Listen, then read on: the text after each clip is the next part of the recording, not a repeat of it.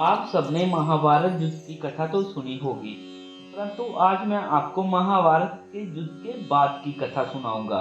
तो चलिए वीडियो को शुरुआत करते हैं। कलयुग की शुरुआत, महाभारत का वास्तविक अंत। महाभारत के युद्ध के बाद की कथा।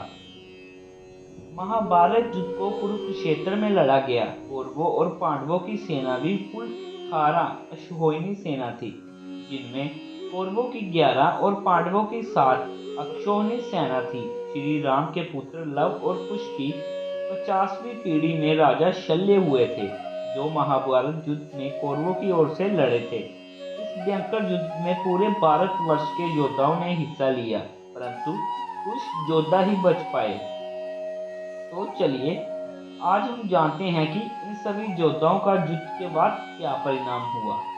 महाभारत के युद्ध के बाद अगर बात की जाए पांडव पक्ष में योद्धाओं की, तो पांचों पांडव युद्धवंशी सात्यक और द्रुपद पुत्र शिखंडी के साथ कुल 15 योद्धा ही शेष बचे थे। वहीं कौरवों की तरफ से 3 योद्धा ही जीवित बचे थे।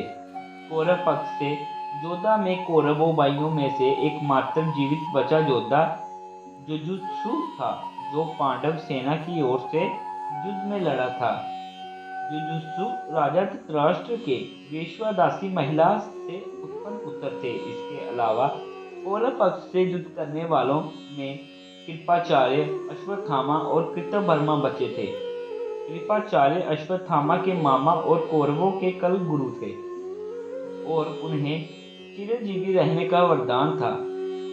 ऐसा माना जाता है कि वे आज भी जीवित हैं। वहीं गुरु द्रोणाचार्य के पुत्र अश्वत्थामा भी आज तक जीवित है। अश्वत्थामा के मस्तिष्क पर अमृत मणि होने के कारण उन्हें कोई मार नहीं सकता था। पिता द्रोणाचार्य और मित्र दुर्योधन की मृत्यु से अश्वत्थामा पांडवों से भयंकर क्रोधित हो गए थे और रात के अंधेरे में द्रौपदी पुत्रों को पांडु समझ नींद में ही मार डाला। परंतु जब वेद व्यास जी से पता चला कि वे पांडु नहीं थे, तो अश्वत्थामा ने ब्रह्मास्त्र का प्रयोग कर पांडवों को मारना चाहा।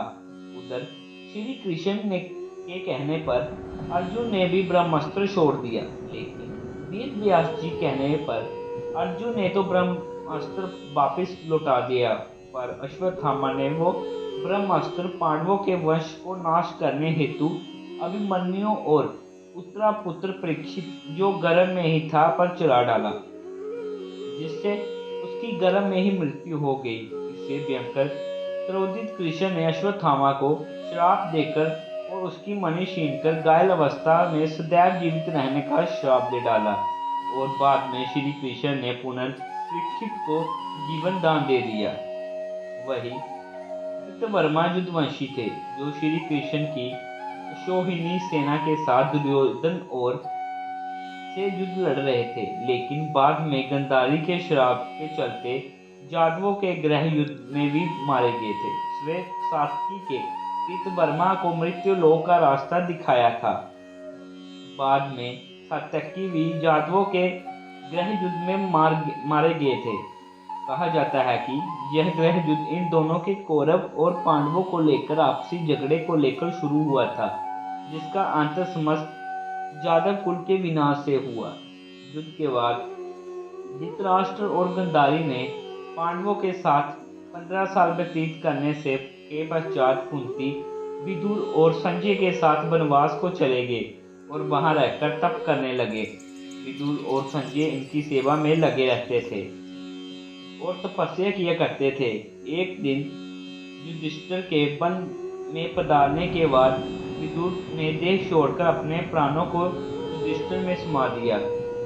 वहीं अगले दिन धृतराष्ट्र सहित सब लोग स्नान करने आश्रम आ रहे थे। तभी वन में लगी भयंकर आग में वे तीनों उसी अग्नि में स्वाहा हो गए।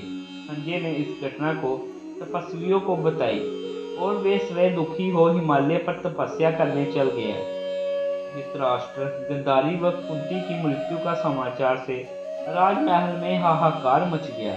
वहीं युद्ध के 36 वर्ष बाद गंधारी द्वारा दिए श्राप के चलते श्री कृष्ण के कुल के सभी योद्धा मारे गए और बलराम ने दुखी होकर समुद्र के किनारे जाकर समाधि ले ली और श्री कृष्ण को प्रवास क्षेत्र में एक जरा नाम के बहेलिये ने पैर में तीर मारकर मार दिया, जिसे कारण बनाकर उन्हें देह त्याग दी। उनकी मृत्यु 119 वर्ष की आयु में हुई थी। वही यादवों और उनके अन्य गणराज्यों का अंत होने से ही श्री कृष्ण द्वारा बसाई द्वारका भी समुद्र में डूब गई। युधिष्ठिर ने 36 वर्षों तक हस्तिनापुर पर राज किया, परंतु अपनी माता कुंती, गांधारी और धृतराष्ट्र और विदुर सहित श्री कृष्ण और बलराम की मृत्यु के समाचार ने उनको अत्यधिक विचलित कर दिया और सभी पांडवों को घोर वैराग्य प्राप्त हो चुका था। यह देखते हुए उसी दिन युधिष्ठिर ने राज सिंहासन अभिमन्यु पुत्र परीक्षित को सौंपा और चारों भाइयों और द्रौपदी सहित चल पड़े सशरीर स्वर्ग की ओर से जीवन की इस अंतिम यात्रा पर। कहा जाता है श्री कृष्ण की मृत्यु के दिन रात 12 बजे से कलयुग का आरंभ हुआ था।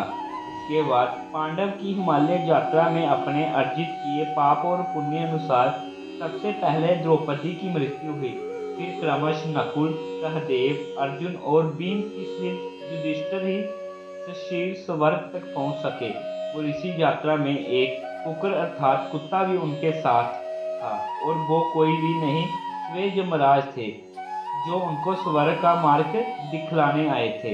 इसी के साथ हमारी आज की वीडियो समाप्त होती है।